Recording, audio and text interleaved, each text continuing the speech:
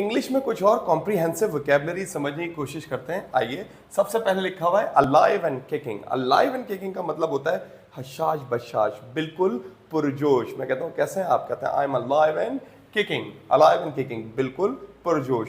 दूसरा वर्ड है stock. Stock stock का मतलब है किसी का पीछा करना, जासूसी करना, छुप के पीछा करना। स्टॉक, मैं कहता हूँ are you stalking me online, आप मेरा ऑनलाइन छुप के पीछा कर रहे हो, stock.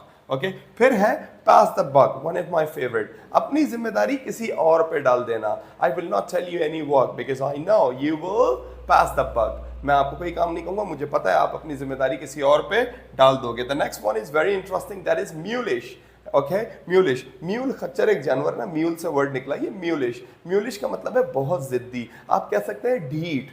He is mulish. Whenever I say any work to him, he doesn't do that work because he is mulish. After the mulish, the next word is, second last word is timid.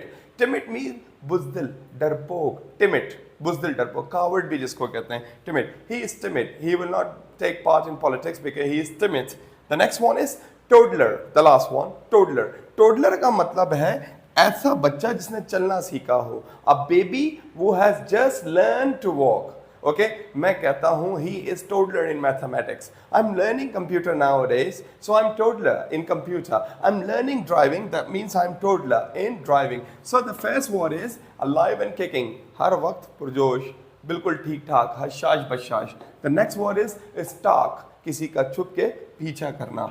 Pass the bug, अपनी जिम्मेदारी किसी और पे डाल देना. Mulish, जिद्दी, ढीठ, timid, बुज़दिल, डरपोक. The last one is toddler. थोड़ा सा pronunciation review ले लेते हैं. Alive and kicking, stalk, pass the bug, mulish, timid, toddler. All right. I hope you understand. Now this is your turn to make sentences. Thank you.